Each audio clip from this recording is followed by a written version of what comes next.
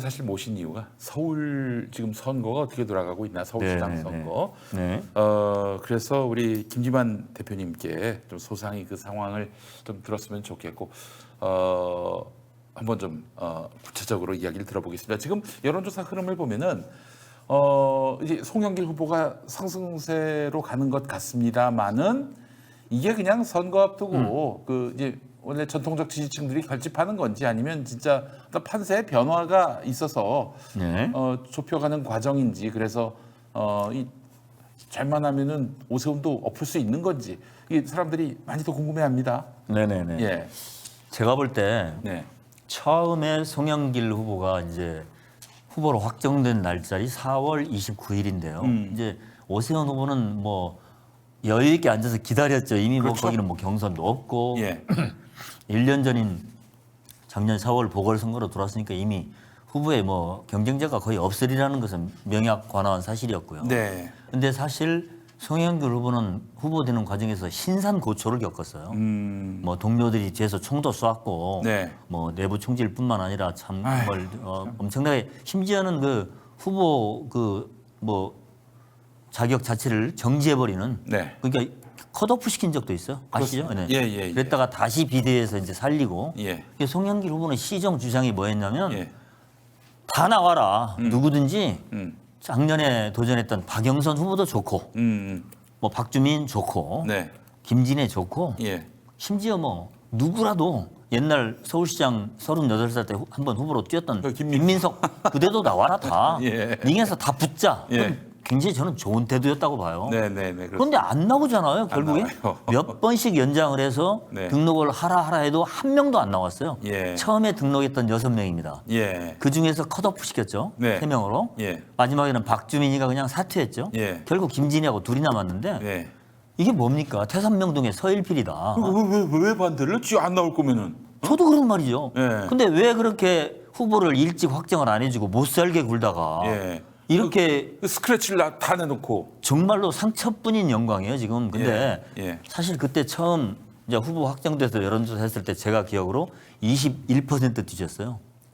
그렇죠. 네, 실제로. 예, 그랬습니다. 뭐 50몇 대 30몇이었으니까요. 예, 그런데 이제 조금씩 추격을 하더니 음. 이제 엊그저께 최근에는 보니까 지금 51대 40으로 이제 예. 좀 좁혀졌죠 많이. 이 저는 뭐 좀 만용 비슷하게 네. 그 우리 시청자분들께 했던 얘기가 5% 이내로 좁혀지면 이거 승부를 네. 예측 못한다 이렇게 네. 얘기했는데 뭐 그렇게까지 갈지도 또 관심이긴 합니다. 근데 여기서 네. 굉장히 중요한 사실이 있습니다 시청자들께서. 예. 예. 뭐냐면 지금 이제 여론조사를 할 때 예. 그걸 이제 표본 구하기 이른바 이제 그 샘플링 네. 예, 표집이라고 하는데 그걸 표집. 예, 예. 이 표집 단계에서 지금 문제가 발생하고 있어요. 표집은 어떻게 해야 되냐면은 네. 오세훈 후보 지지자 예. 절반, 네. 송영길 지지자 절반으로 이렇게 해야 되잖아요. 네, 네, 네. 아니면 35대 35하고 이제 중간층을 넣든 네, 그렇게. 그렇습니다. 근데 계속 포집을 하다 보니까 네. 자꾸만 예. 국힘당 쪽이 많이 나오는 거예요. 아. 실제 여론조사 기관에 제가 물어보니까 지금 36대 32 정도로 나온대요. 아. 포집 자체가. 예, 예, 예. 그러니까 지금 51대 40은 이게 정수가 아니에요. 허수예요. 이미 그 샘플링 자체에서 네. 지금 국힘당 오세훈 쪽이 더 많이 들어가 있는다는 거죠. 그 대표님 그 사실 제 그 트위터 팔로워가 70만인데 네네네. 뭐 통계학적으로는 아무 그 가치가 없지만은 네. 그래도 적어도 저하고 정치 성향이 비슷한 분들이 압도적이지 않겠습니까? 네네네. 그분들한테 제가 트위터로 설문을 했는데 여론조사가 만약에 오면은 혹은 왔으면 이 응할 것인가 혹은 응하지 않았던가 뭐 이렇게 물어봤어요. 네. 했더니 하여튼 뭐 종합적으로 봤을 때 여론조사 전화가 오더라도 왔더라도 네. 난 응하지 않았다가 66%였어요. 그게 바로 말해주는 게 예. 송영길을 지지하는 숨은 표가 꽤 많다는 얘기입니다. 이게 여론조사 가지고는 네. 지금 가늠하기가 상당히 어렵습니다. 특히 네. 오세훈 후보한테는 네. 여론조사에 아픈 추억이 있습니다. 아시죠? 맞아요. 본인이 얼마 전에 기자회견에서 이렇게 얘기했어요. 저는 두 자릿수 리드에 공포증이 있습니다. 자, 종로 20대 총선에서는 네. 마지막 여론조사 때 예. 정세균 후보한테 예. 12%포인트를 이겼어요. 그런데 막상 까보니까 8%인가 10%를 져버렸어요. 그러면 20 몇 퍼센트 오차가 난 거 아닙니까? 네. 그다음에 21대 광진에서도 고민정이하고 붙었을 때 똑같은 현상이 벌어집니다. 상당히 큰 폭의 리드를 계속했는데 결과는 뒤집혔잖아요. 그러니까 지금 오세훈 후보는 아마 예. 웃고 있어도 웃는 게 아니죠. 지금 현재 11%포인트 차이는 오세훈 후보가 생각할 때는 가장 위험한 차이입니다. 네. 그런데 그것조차도 아까 지금 말씀드린 것처럼 포집 단계에서 지금 송영길 후보의 지지자가 굉장히 적게 걸리고 있어요. 네. 그리고 김 대표님이 말씀하신 것처럼 나 이거 여론조사 응하지 않겠다. 이런 사람들이 꽤 네. 숨어 있단 말이죠. 예, 예. 그리고 지금 빅데이터에서 보면 네, 네. 벌써 크로스 게임입니다, 지금. 아, 빅데이터는 전석진 박사라고 예, 예. 우리나라에서 유명한 이거 선거 빅데이터의 전문가인데 네. 그분 걸 제가 매일 들어가 보는데 네. 지금 거기서는 50대 50이에요. 크로스예요. 이런 것들을 보면 결코 이번 선거가 지금 오늘 포함해서 6일 남았는데요. 네, 네, 네. 만약에 6월 1일 당일도 이렇게 선거 운동도 할 수 있고 네. 뭐 어떤 투표 행위를 권유할 수도 있으니까 그러면 일주일 남았는데요. 네. 제가 볼 때 이것은 70일보다 더 길어요. 어떤 변동이 있을지 전혀 예상할 수 없습니다. 그렇습니다. 네. 예. 자, 그렇기 때문에 뭐 지금 송영길이 일방적으로 지고 있고 그래서 뭐 선거 해보나 마나다 이렇게 미리 그 예단하는 것은 전혀 아닙니다. 무리다. 심지어는 예. 민주당 내부에서도 전혀 지금 정신 못 차리고 네. 뭐 마치 서울은 지금 예. 뭐 안 되는 듯한 이런 발언을 하는 분들은 내가 볼 때는 이해를 할 수가 없어요. 예, 약간은 해당 행위를 하는 사람들이고 선거를 몇 번씩 치러봤는데 네. 이미 정세균의 역전, 고민정의 역전을 다 겪어본 사람들이 왜 저렇게 참 연약한 그런 얘기를 하는지 네. 저는 잘 이해가 안 갑니다. 하여튼 뭐 정말 이해할 수 없는 일들이 뭐 한두 가지가 아닙니다만은 네. 자, 그렇다면은 송영길 후보 그 참 어려운 싸움을 벌이고 있는데 그 우리 작년에 사실상 몰패를 했지 않습니까?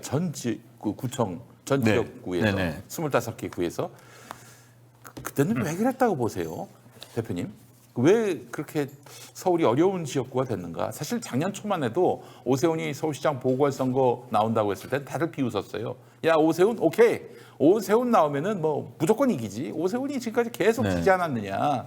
당연히 이길 수 있다. 누가 나가더라도 될 수 있다라는 게 사실 여권 지지층들의 생각이었는데 지금은 거의 뭐 난공불락처럼 인식이 되고 있습니다. 예. 네, 사실 이제 오세훈 후보는 제가 볼 때는 개인적으로는 엄청 운이 좋은 사람이죠. 운이 좋은 사람이다. 왜냐하면 저 서울시장 중에서 최연소 시장이거든요.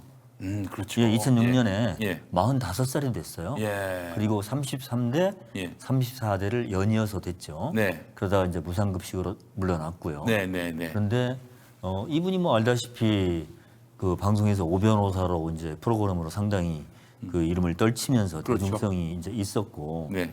네, 어떻든 그 두 번의 시장은 잘했지만 무상급식에 대한 판단 미스가 결정적으로 이제 정치 인생을 끝내게 하는구나 이렇게 생각을 했는데 예.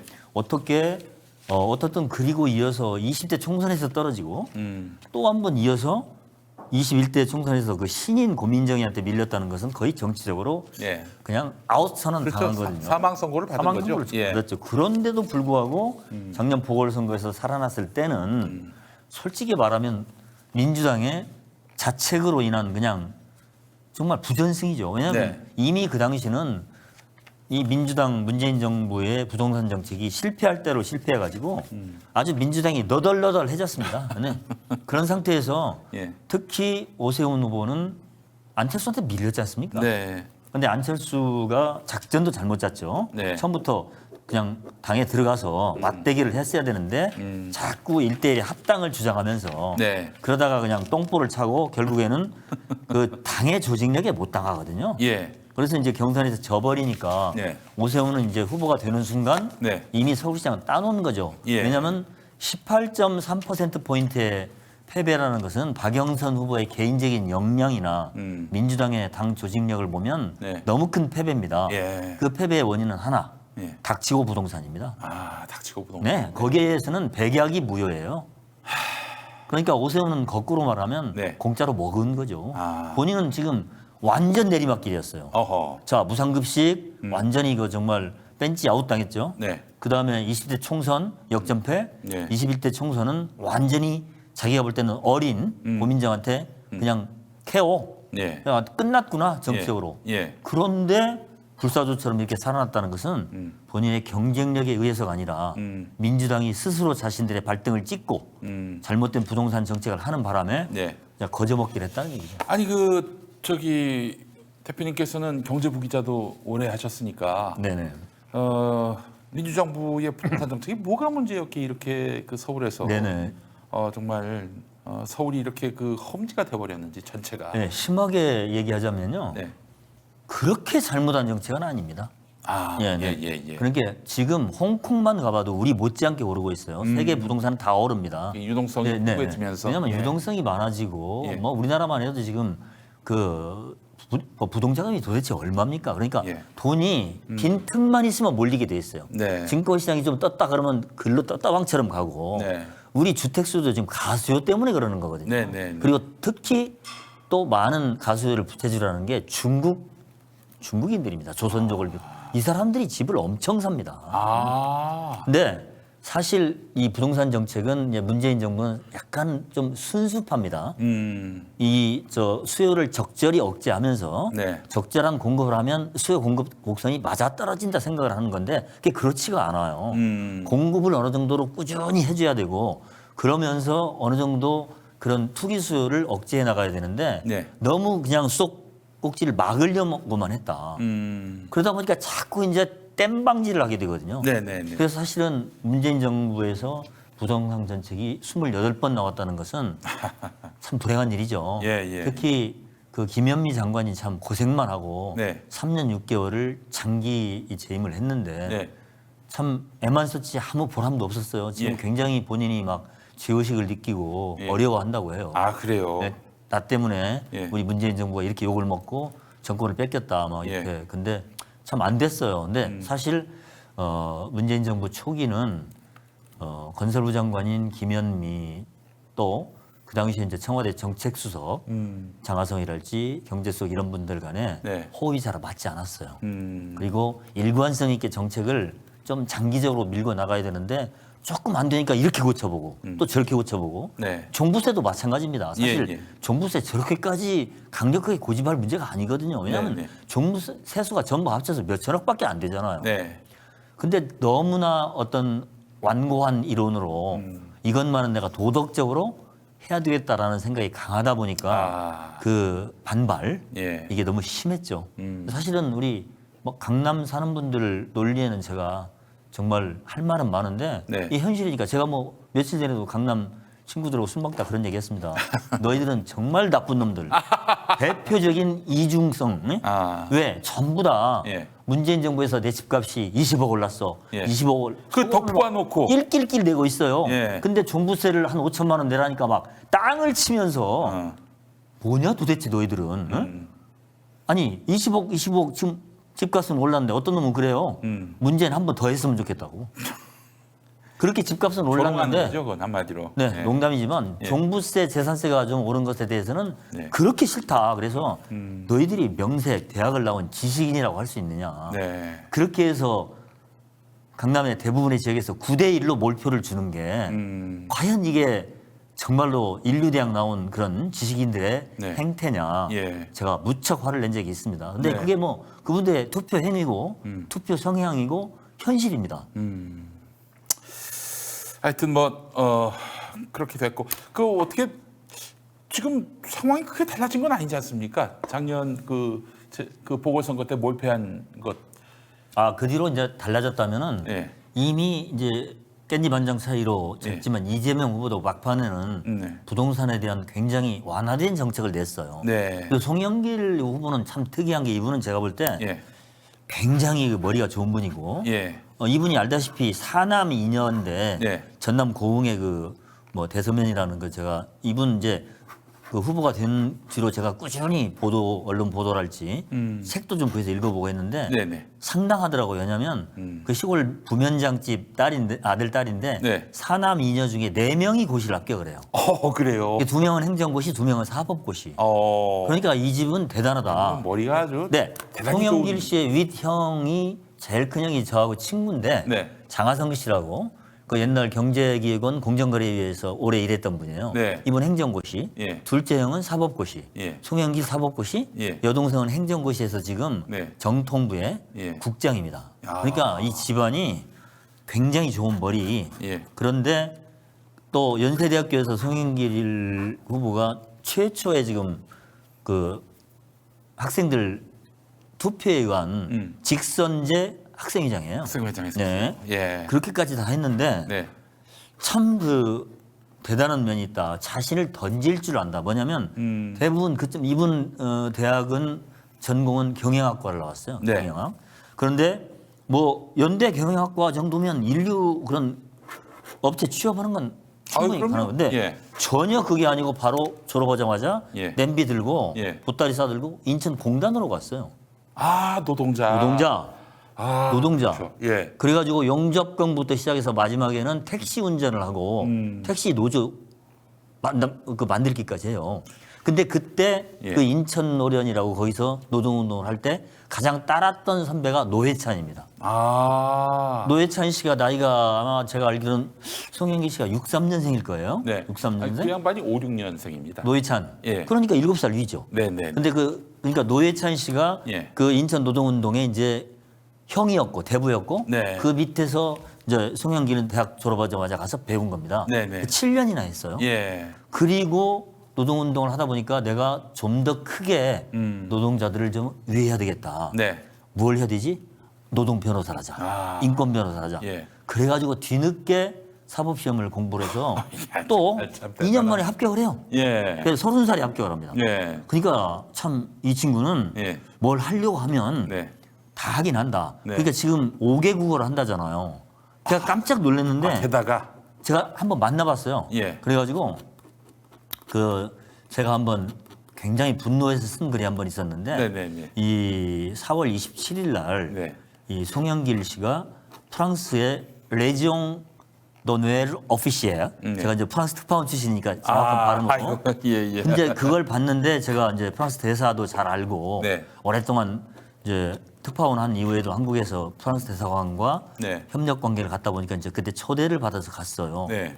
그 제가 이제 보니까 송영길 씨가 불어를 하더라고요. 불어까지. 네. 제가 물어봤어요. 아니 당신이 중국어를 잘하고 일본어, 러시아어까지 한다는 얘기는 들었다. 푸틴하고도 러시아로 네. 통화를 한다고 들었는데 네. 언제 불어를 했어? 그랬더니 예.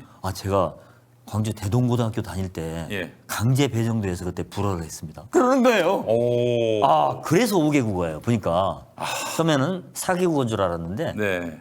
중국어 수준은 칭화대학에서 한 학기 동안 강의를 했으니까 뭐 알아줄 정도가 되고 네. 그다음에 저 일본어 하고요. 예. 러시아어는 완벽치는 못한데 예. 그 푸틴과의 대화를 위해서 특별히 인천시장 때 과외 선생을 붙여서 공부를 했다고 해요. 왜 푸틴하고 친해졌냐면 예. 인천박물관에 있는 예. 러시아의 그 유물들을 예. 푸틴한테 선물합니다. 아. 옛날 그 러시아 바이킹 함대의 깃발이랄지 예. 러시아의 유물들 몇 점을 선물을 해요. 예. 그러니까 푸틴이 굉장히 좋아하고 송영길 시장을 초청을 해요. 네. 그래서 러시아에 갔다가 예. 대공 무공 훈장을 받아버립니다. 인천시장 때. 말하자면 푸틴하고 뭔가 외교적으로 그 네. 마찰을 빚게 되면은 송영길을 특사로 쓸 수 있겠네요. 그러니까 이제 인천이 예. 그 지역 자체가 예. 북한하고 가장 근접한 데 아닙니까? 그렇습니다.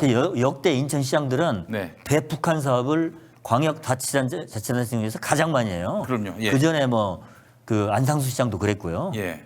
지금 아마 그 박남춘 시장도 그렇게 할 거고 다만 남북 관계가 좀 얼어붙으면 잘 못하지만 못하죠. 예. 조금만 좋아지면 바로 그냥 북한 이렇게 가서 심지어는요 제가 그런 비사도 알아요. 네. 그 우리나라 축구계 안종복이라는 분이 꽤 유명한 분이 있는데 과거에 지금도 있어요. 이제 나이는 꽤 많은데 그분이 이제 구단주도 여러 군데 하고 그랬는데 그분이 어떻게 하냐면 예를 들어서 인천 같으면요. 예. 인천 시민구단 있잖아요. 예. 이분들이 저기 중국에 예. 아니면 베트남에 전지훈련을 갈 때 네. 북한 팀을 초청해 버려요. 음. 그럼 북한 팀이 거기 와서 같이 훈련해요. 근데 모든 전지훈련비를 우리가 다 대주는 거예요. 네.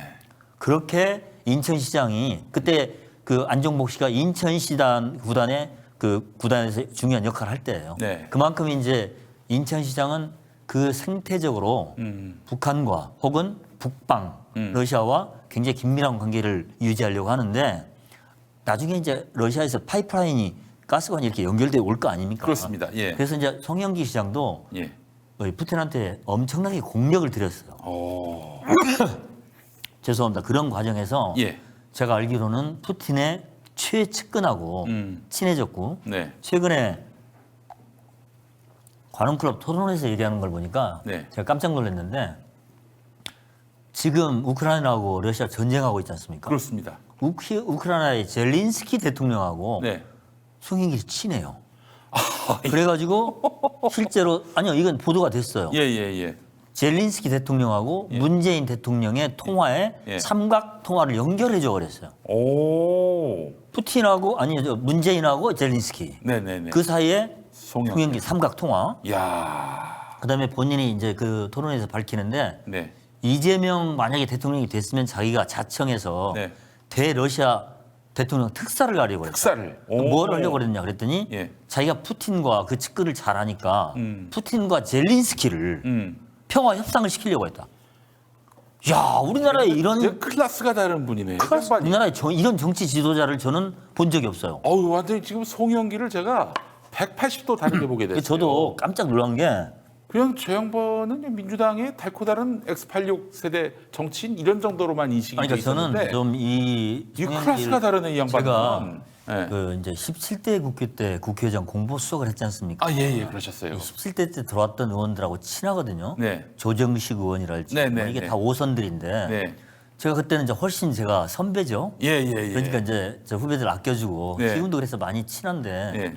이 송영길도 말하자면 선수로 보면 인천시장 안 했으면 지금 6선이에요. 그러네요. 그러니까 이제 이미 그때 이제 17대 때 들어와 있어 16대부터 들어왔거든요. 네. 그런데 참 문희상 전 의장님이 재밌는 얘기를 한번 해요. 예.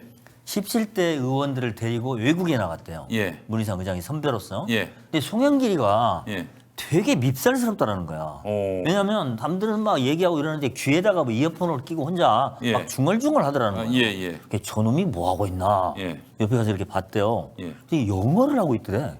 영어를. 아. 나중에 끝나고 너 뭐 했어? 예. 그랬더니 아 제가 지금 매일 20분씩 전화로 영어 공부를 하는 게 있는데 지금 그 시간입니다. 그때 벌써 17대 때 초선 때 네. 그런 노력을 하더라. 그럼 돌아오더니 네. 비서관 보좌관 중에 3명을 외국인으로 바꿔버리더라. 송영길이가 초선 때 예, 16대 때. 예, 예. 그래서 남다르게 봤다는 거야. 아 노력을 하는 친구구나. 근데 그 문희장이 이제 어떻게 해서 그렇게 어학 공부를 하게 됐냐 물어봤더니 초선 의원 때 외국에 나갔는데 북한 외교관들하고 만날 기회가 있었대요. 예, 예, 예. 근데 북한 외교관이 영어를 너무 잘하더라는 거야. 아. 그걸 보고 자기가 창피했다. 한국의 인류대학을 나왔는데 네. 그 앞에서 더듬거렸다. 예. 오자마자 영어 공부를 시작했다는 거예요. 그래서 그 양반이 예. 그 제가 기억이 나네요. 그 방통대를 또 들어갔어요. 방통대로 2군데 다녔어. 예. 방통대 1학과, 예. 방통대 중국어과. 그러니까 영어는 아니군요. 영어는 그때부터 영어는 이제 복학으로 했고. 영어는 비서관 보좌관을 예. 현지인으로 외국인으로 현지인으로. 채용을 해서 아. 일상으로 이제 공부를 했고 예, 예, 예. 이제 중국어는 방통대 나오고 네. 중국의 현지 연수도 가고 실제로 인천시장 떨어지고 나서 거기서 연수하면서 네. 강의를 했다니까요. 네, 그런 노력을 하는 사람이고 러시아어도 지금 상당한 수준에 있고 그러다 보니까 이 사람이 네. 외국어만 하는 게 아니고 그리고 국회 외교통일 그 분과위원장을 2번 4년이나 했어요. 그렇죠. 예. 근데 그러면 네트워크가 좋아지잖아요. 네. 그 지금 이렇게 보통 얘기하는데 누구하고 주로 이렇게 그 사귀느냐 그랬더니 일본 같으면 고노다루 전 총리 아주 막역한 친구라는 거예요. 네. 중국 같으면 지금 그 시진핑 주석의 제일 우측 2인자 뭐 이런 수석 비서관 이런 네. 사람. 예. 푸틴 같으면 바로 푸틴의 그냥 왕비서. 그러니까 푸틴하고도 직접 연결을 해주고 뭐 이런 식이에요. 그래서 아, 이 사람은 그리고 뭐 미국은 누구냐 그랬더니 그 아시아 문제 연구소장했던 캠벨 박사. 그러니까 이 송영길의 지금 이 국제적인 네트워크에는 그냥 빈말이 아니구나. 예. 아, 이 사람이 왜 첫 공약을 유엔 아시아 본부를 하느냐? 예. 이미 구상이 있었구나. 아니 그뭐 저기 허경영이 유엔 본부를 판문점에 유치한다 그래서 그건 그런 비슷한 공약으로 생각을 했더니 그게 아니라 할 수 있기 때문에 그렇게 공약을 내건 거네요. 예, 유엔 그 처음에는 유엔 제 5본부라고 그랬어요. 예. 왜냐하면 우리 시청자들께 설명을 드린다면 유엔 예. 유나이티드 네이션스는 예. 누구나 뉴욕에만 생각을 하시죠. 유엔 그렇죠. 본부. 예. 우리 그 유엔 본부 사무총장 반기문 씨도 뉴욕에서 근무했고 네. 옛날에 한승수 총리가 유엔 총회 의장을 했죠. 그렇습니다. 그때도 뉴욕에서 했고. 예. 근데 지금 유엔의 헤드쿼터스 본부는 세계에 4군데 있습니다. 자, 뉴욕의 본부는 정치 경제를 주로 다뤄요. 네. 두 번째 본부는 어디에 있냐면은 스위스 제네바에 있습니다. 아. 여기서는 보건 예. 안전을 주로 다룹니다. 그 후가 WHO가 네, WHO도 거기에 있죠. 네. 스위스에. 그다음에 그 후라고 스위스에는 했어요, 또 WHO 세계 보건기구 또 예. 스위스에 있는 중요한 국제기구 중에 하나가 네. 세계 축구연맹 FIFA도 스위스에 있습니다. 아, 그렇죠. 그래서 예. 왜 FIFA냐면 예. 다른 데는 전부 IBF 인터내셔널 뭐 박싱 페더레이션 인터내셔널 뭐 발리볼 이렇게 나가는 I가 앞에 나가는데 예. 스위스에 있는 축구 세계 축구연맹은 예. 페데라숑 앵테그나셔널 아. 풋발드 아소시아숑 불어로 아. 그래서 F가 먼저 가는 겁니다. 그렇군요. FIFA가 예. 왜냐하면 FIFA에서의 공용어 첫 번째는 불어예요. 영어가 두 번째입니다. 그래서 불어 영어를 못하면 거의 근무를 못하는데 네. 우리나라에서 지금 그 FIFA에 있는 850명의 근무자 중에 한 명도 없어요. 아이고. 이게 우리의 희망입니다. 꼭 하나 누가 가야 돼요. 네. 아시아 축구연맹에는 뭐 우리가 10명 이상 나가 있는데 네. FIFA는 그쪽에 우리가 가고 싶어도 지금 예. 불어 영어를 할 수 있는 축구 자원이 없어요. 아이고 그렇구나. 근데 어떻든 예. 그다음에 세 번째 유엔 본부는 예. 오스트리아 비엔나에 있습니다. 비엔나. 여기서는 범죄와 네. 난민을 다룹니다. 네 번째는 어디에 있을 것 같습니까? 이제 미국에 있고 예. 유럽에 2개가 있고 예. 네 번째는 아프리카에 있습니다. 아프리카 어디 아프리카의 있습니까? 케냐. 케냐에. 케냐. 오. 케냐에는 이제 환경과 거주 문제를 다룹니다. 자, 그러면 우리가 송영길의 유엔 아시아 본부 첫 번째는 5본부라고 했다가 아시아 본부 이제 네. 아시아를 대표하자 이거죠. 예. 이게 충분히 가능하구나. 왜냐? 아프리카에 있는데 네. 세계 인구의 절반인 네. 아시아에 유엔 본부 하나 두는 게 예. 너무나 당연한 것 아닙니까?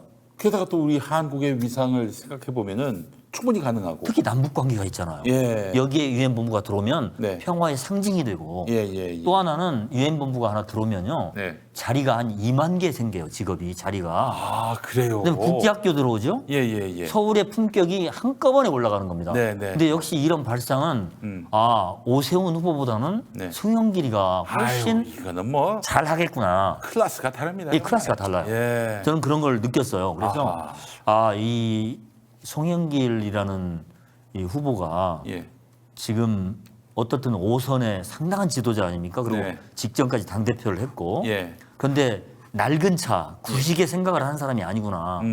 굉장히 선진적인 사고 방식을 한다. 이게 저 우리 지지층들을 보게 되면은 오세훈보다야 뭐 인물의 됨됨이로 보나 컨텐츠로 보나 송영길이 압도적으로 우세하다는 건 알지만 그러나 현실은 과연 오세훈을 이길 수 있을까? 그리고 뭐 송영길이 꼭 굳이 돼야 하나 이런 생각이 있지만은 네. 그 말씀 들어보니까 이제 서울의 어떤 이익을 위해서 또 대한민국의 국익을 위해서는 송영길이 서울시장이 돼야 하겠다라는 생각이 막 지난번 그 유세를 보도한 기사를 보니까 이런 말을 했었는데 좀 설득력이 있었어요. 예. 자, 삼선 연임에 그치게 하는 것은 무엇입니까? 이유가 네. 그건 관성. 삼선 너무 했어요, 오래 하다 지금. 보면 네. 좀 이 생각이 이제 낡아지고 굳어지고 유연성이 없어지지 않습니까? 예. 그래서 이제 3연임으로 끝내는 건데 오세훈 시장은 지금 2번 하고 쉬었다가 또 하는 거거든요. 네네. 근데 이번에 또 4선을 하겠다는 거 아니에요? 예. 송영길 후보가 이렇게 얘기를 했더라고요. 오세훈 후보 뭐 일을 잘할 수 있다고도 생각합니다. 그러나 4선 가면 벌써 예. 그 어떤 궤도에 그냥 그대로 빠집니다. 타성에 빠집니다. 새로운 창발력, 창의력 안 나옵니다. 네. 지금 공약에 보십시오. 새로운 게 없지 않습니까? 근데 저는 유엔 아시아본부 첫 번째 공약입니다. 그다음에 두 번째가 부동산 완전히 이제 정말 그 부동산 닥치고 부동산 잘못된 걸 바로 잡는 정책을 내놨어요. 뭐 누구나 집을 비롯해서. 근데 세 번째 공약이 뭐냐? 상당히 혁신적이에요. 지금 88 고속도로, 네. 그다음에 또 그 반대편 도로, 그 뭐죠? 88 강변도로? 강변도로? 예. 이게 전부 지하화 하겠다는 거 아닙니까? 네, 네, 네. 이걸 덮어버리겠다. 네. 지금 시속 30-40km 가는 이 도로는 예. 고속도로, 고가도로의 기능을 전혀 못한다. 이거 그냥 밑으로. 그리고 위는 전부 시민 편의시설도 네. 바꾸겠다. 예, 당연히 그래야 합니다. 근데 예. 이런 정책이요. 예. 약간 허경영 같이도 들리지만 이게 실현만 될 수 있다면 네. 서울 시민들한테는 복음입니다. 근데 이게 왜 가능하냐? 저는 서울의 도시 가치가 무척 올라가죠. 그렇죠. 예. 저는 이게 새로운 도전자이기 때문에 가능하다. 뉴 그런 도전자잖아요. 네. 이런 챌린지를 할 수 있는 사람이란 말이에요. 네. 그러니까 엊그제 그 관훈 토론회 때 보니까 KBS 방송 토론회 때 그런 얘기를 오세훈이 하더라고요. 네. 아니 송영길 후보는 언제부터 그렇게 서울 공약을 생각했습니까? 네. 다 급조한 것 아닙니까?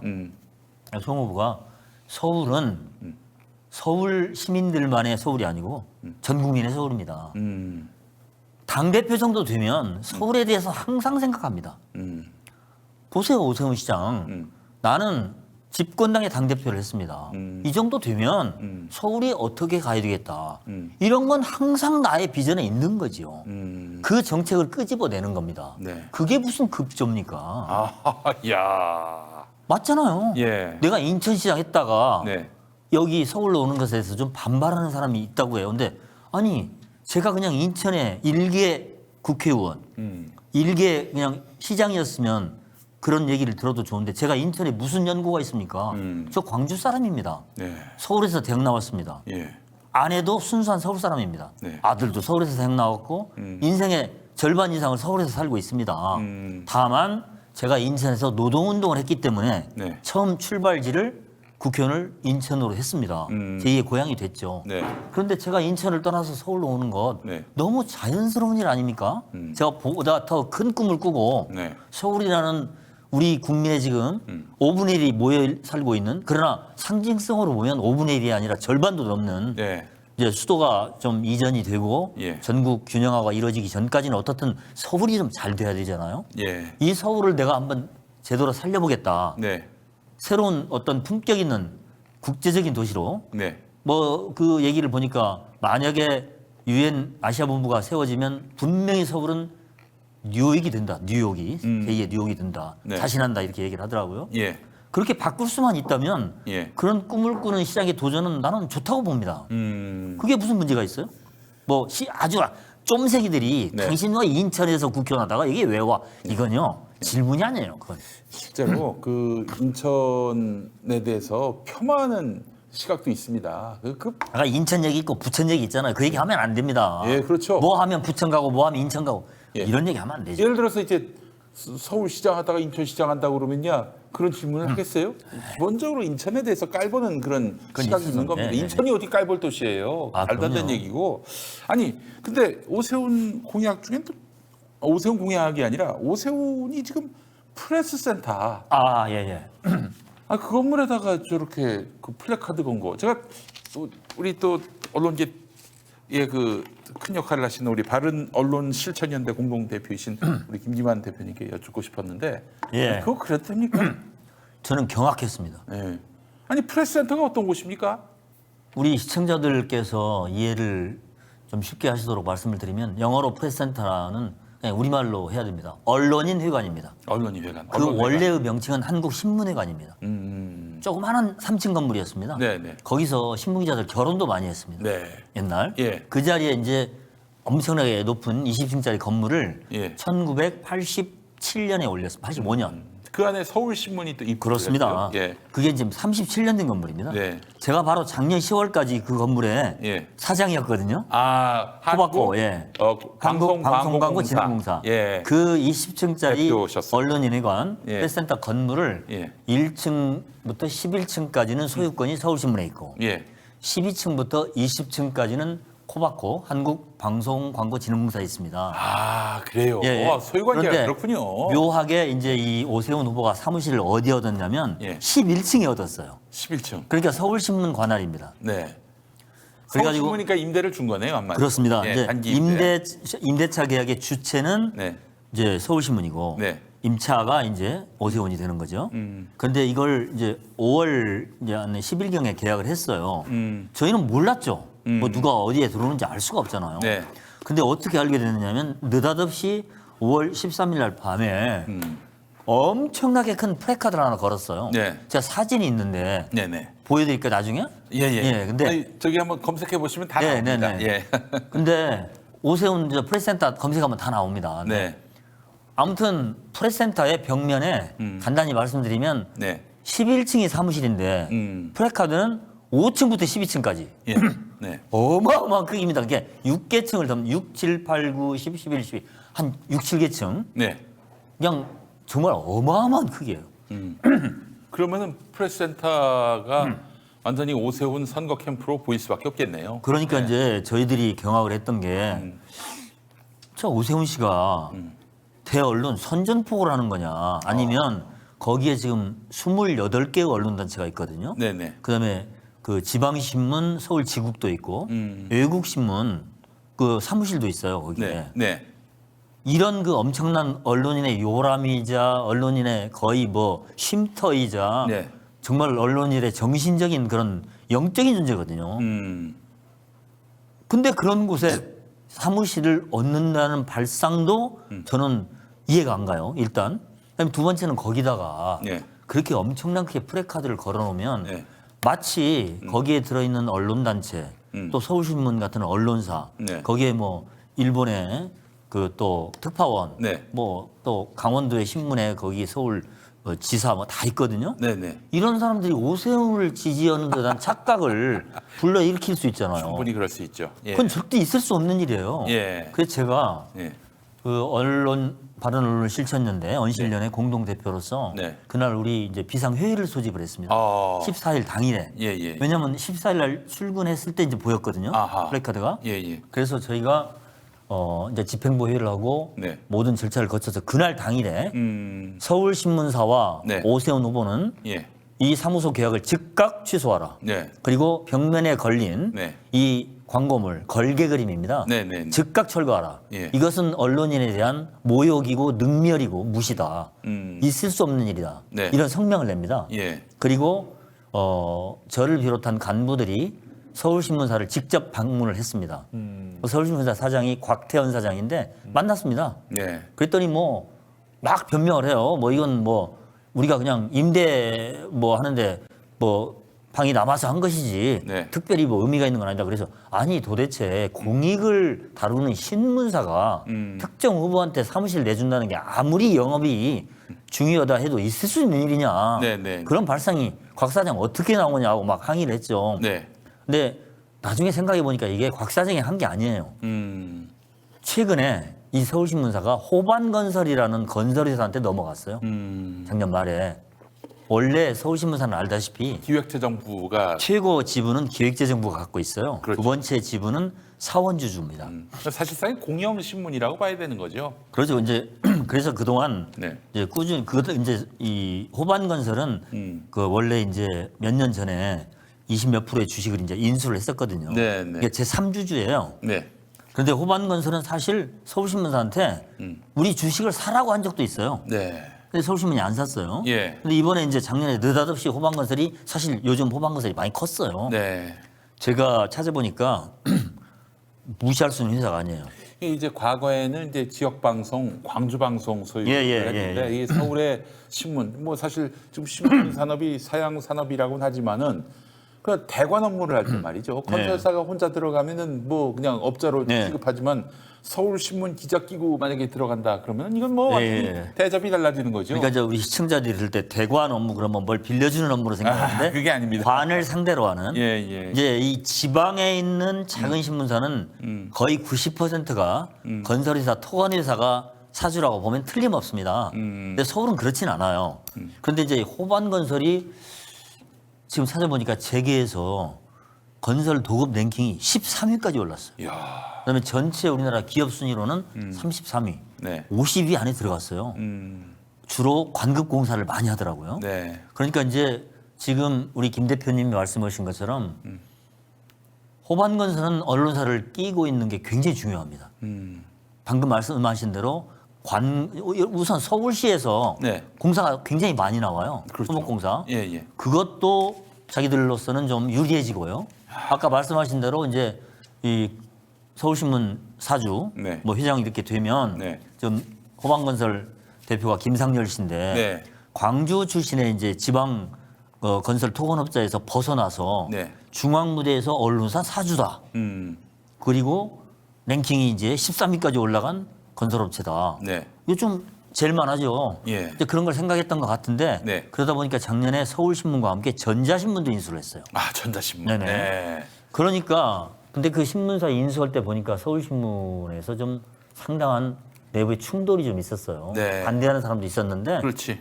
사실은 호반건설이 인수하면서 그 서울신문의 개인 기자들한테 상당한 돈을 그냥 일괄적으로 지급을 했습니다. 네. 거기에 그냥 넘어갔다고 할까. 그렇게 해서 이제 호반건설이 서울신문의 사주가 됐는데 네. 이번에 오세훈 후보와의 임대차 계약도 사실 임대인은 보니까 곽태원 사장인데 네. 그 뒤에 숨어있는 주인은 김상열이다. 아. 호반건설이 했다. 예. 이렇게 볼 수밖에 없는 거죠. 네. 뭐 서울신문 사장이 무슨 힘이 있겠습니까? 맞습니다. 저희들한테 찾아가서 그러더라고요. 네. 왜 저한테 그러십니까? 이렇게. 예. 응? 자기는 힘이 없다는 얘기죠. 예. 근데 그렇게 해서 그날 우리가 이제 항의 성명을 발표하고 네. 여기저기서 이제 뭐 레거시 미디어는 절대 이런 거 안 씁니다. 근데 네. 미디어 오늘 예. 뭐 오마이뉴스 네. 뭐 여러 군데서 기사를 냈어요. 네. 아마 캠프에서 그걸 봤는지 예. 그다음 15, 16일이 토 일요일이었어요. 네, 네, 네. 근데 16일 날 뗀 것 같아요. 왜냐면 17일 월요일 날 나와 보니까 없어졌어요. 그래서 이제 잘 끝났구나. 예. 그래서 이제 우리는 기자협회하고 예. 언론노조에 연락을 해서 예. 사무소 계약 자체를 해지하게끔. 네. 왜냐 이거 사무실 있는 자체가 우리 언론에 대한 침해고 그렇죠. 모독이다. 예. 이 정치 행위를 하는 정당 여기 프레센터에 좀 있어서는 안 되겠다. 네. 이렇게 좀 이제 얘기를 하고 있었는데 네. 그 다음 날 19일 날 또 붙었어요. 또 이번에. 근데 이번에는 어떻게 붙였냐면 이렇게 붙였어요. 예. 옆으로 11층에 맞게 조그맣게 아. 11층에 맞게 옆으로 이렇게 조그맣게 붙였어요. 예. 그래서 지난번 건 때문에 좀 놀래가지고 좀 자중하는구나. 예. 근데 이것도 안 돼. 예. 그래서 또 이거 철거하라고 요청을 했어요. 예. 근데 그때는 전화를 해서 구두로. 예. 근데 그냥 고집을 하더라고요. 예. 그렇게 며칠 오가는 와중인데 그저께 24일 날 네. 아침에 저한테 제가 코바코 이제 사장을 했었지 않습니까? 네, 네, 네. 후배들 몇 명이 전화를 해왔어요. 오. 선배님 여기 또 붙였는데요. 아. 그 뭐가 장난이야? 그리고 제가 가봤더니 더 큰 걸 붙였어요. 처음 것보다. 지금 붙어 있어요 그대로. 이거 어떻게 된 사실이냐라고 이제 그 경비원들한테 물어봤더니 사람들이 출근하지 않는 새벽 6시에 공사를 시작했대요. 그래가지고 7시 반 8시에 그냥 싹 끝내놓고 그러고 그냥 얼른 가버렸다는 거예요. 그래서 이제 그날 안 되겠다. 우리가 또 다시 언실련이 또 모였죠. 네. 이건 뭐냐 도대체 농간이냐. 네. 처음에 붙였다가 우리 항의 성명을 받고 떼었다가 11층에 맞게 조그맣게 붙였다가 네. 아무도 더 이상 말이 없는 것 같으니까 더 크게 붙여? 이건 정말 안 되겠다. 그래서 아주 매우 강력한 성명을 냅니다. 네. 이건 정말 전혀 언론을 모르는 언론에 대한 이해가 없는 오세훈 후보 측의 망발이다. 그렇게 썼어요. 망발이다. 그리고 전 언론인을 향한 도전이다. 도전이죠. 도발이죠. 도발이다. 예. 그래서 이걸 즉각 철거하고 사무실 계약을 해지하지 않으면 전 언론인의 힘으로 싸운다. 예. 싸우겠다. 그리고 이것이 바로 이 윤석열 정부 지금 당신들의 언론 정책의 일부라고 생각한다. 이 언론에 대한 인식이 그러하죠. 그 완전히 졸개로 여기는 거예요. 네네네. 졸개로. 예. 그래서 모르겠어요. 이제 지금 오늘 네. 금요일인데 오늘도 기자협회하고 언론노조 이런 곳에서 지금 논의를 한다고 했어요. 네. 그래서 이제 상당히 큰 뭐 언론사는 누구라도 네. 프레스센터에 전에 예가 있긴 있어요. 프레스센터에 나경원 씨가 사무실 얻은 적이 있고 아. 또 교육감 후보 뭐 김모 씨가 얻은 적이 있어요. 네. 그런데 그것은 그때 나경원 씨가 이런 서울시장 선거도 아니었고 네. 내부 당의 선거였고요. 네네네. 그다음에 교육감은 정치가 아니잖아요. 음. 그래서 우리가 정확하게 말을 어떻게 하고 있냐 워딩을 37년 된 이 한국 프레스센터 언론인회관 건물에 정치인의 정치 광고물이 네. 걸린 적은 없다. 이렇게 규정을 하고 있는 겁니다. 예. 다른 거기에 그림이 걸린 적이 있는지 없는지는 저는 확인은 못했는데 옛날 교육감 후보가 한번 건 적이 있다고 얼핏 그래요. 네. 야, 그건 모르겠다. 그건 상관없다. 왜냐하면 교육감은 정치적인 지금 어떤 그 정쟁을 하는 네. 그런 대상이 아니에요. 그럼요. 지금 교육감은 정당 추천도 없습니다. 예, 그렇죠. 예. 근데 명백하게 국힘당 후보잖아요. 오세훈 후보는. 그런데 거기다가 정당의 서울시장 후보가 사무실을 얻고 엄청난 걸개 그림을 걸고 그럼으로써 그걸 보는 시민들한테 착각을 불러일으키게 하고 네. 나머지 28개의 언론단체와 언론사들은 그냥 그 바람에 우리가 지지하는 것처럼 넘어가 버리고 네. 이렇게 호도하는 행위는 언론에 대한 정면 도전이다. 예. 도저히 이건 묵고할 수 없다. 하여튼 이게 바로 국민의힘이 윤석열부터 시작해서 뭐 오세훈을 거쳐 거의 모든 그 당의 문화가 언론을 굉장히 그 자기들 어떤 권력 유지의 이 수단 그리고 또 정권을 잡으면은 자연스럽게 손에 쥐는 전리품 이런 인식을 갖고 있는 건데 아 이걸 그냥 넘기면 안 될 그 것 같습니다. 김건희 씨가 예. 그 서울의 소리 7시간 방송에서 네. 그 마음에 안 드는 몇몇 개 언론을 이제 열거하면서 네. 정권 잡으면 집어넣겠다고 했잖아요. 6월 2일부터 아마 그렇게 할 겁니다. 김용민 TV는 안 들어갔나요? 아 뭐 저도 아마 들어갈 겁니다. 이미 저 하나 고발을 당해가지고 예.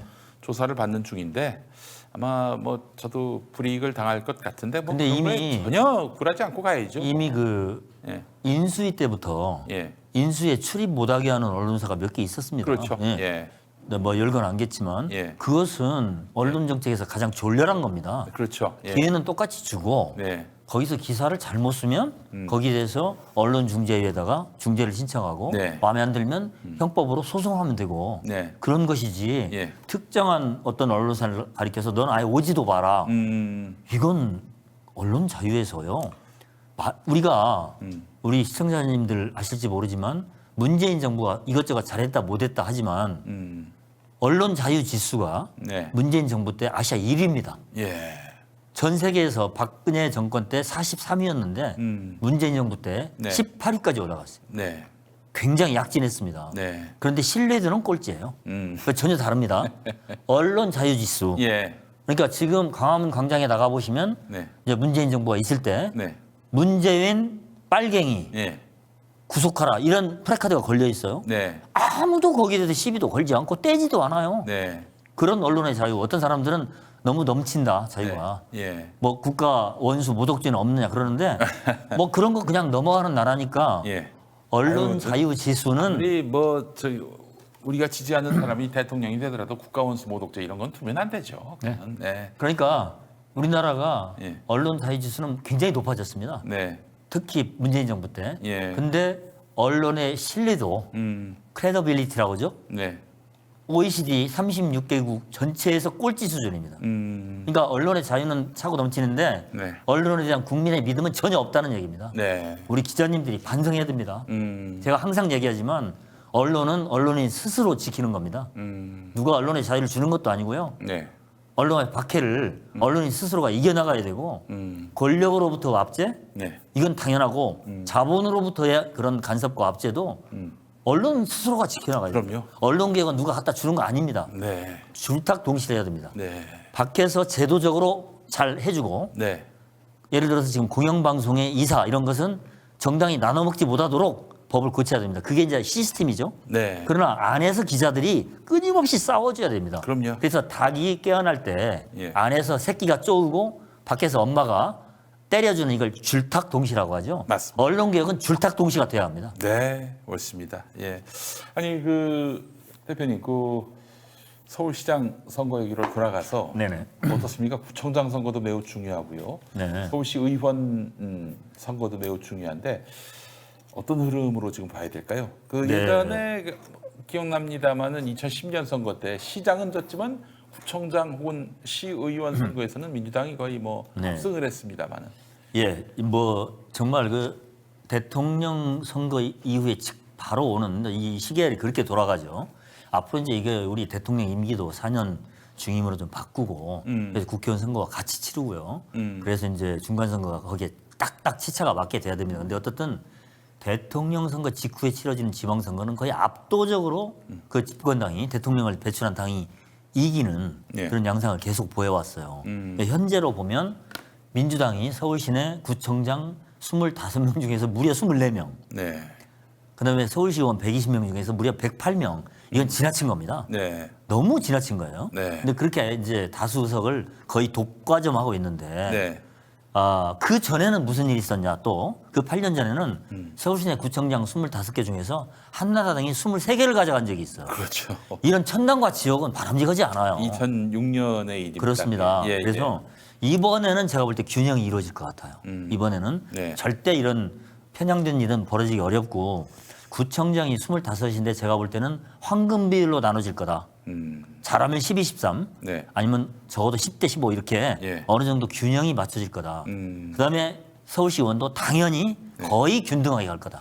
근데 이제 문제는 뭐냐면 균형과 균등은 참 좋은 말인데 네. 특히 그 오세훈 씨가 그 이제 집권에서 우선적으로 할 일 중에 하나가 교통방송 TBS 네. 이걸 어떻게든 김어준을 비롯한 이런 눈밖의 방송에 대해서는 손을 볼 그런 태세고요. 예, 기세고. 그래서 사실은 과반 이상은 민주당이 가져가야 오세훈이 뭐 뭘 하려고 해도 막을 수 있지 않을까. 오세훈이 당선됐을 경우 그런 이야기도 있고요. 지난번 그 관훈 토론회에서도 그랬고요. 네. 그다음에 텔레비전 토론에서도 예. 바로 이 문제에 관한 교통방송 문제에 관한 예. 당연히 그 김어준에 관한 예. 질문에 대해서 두 사람이 상반되게 답변하는 걸 제가 들었어요. 네. 오세훈 후보의 답변은 이렇습니다. 네.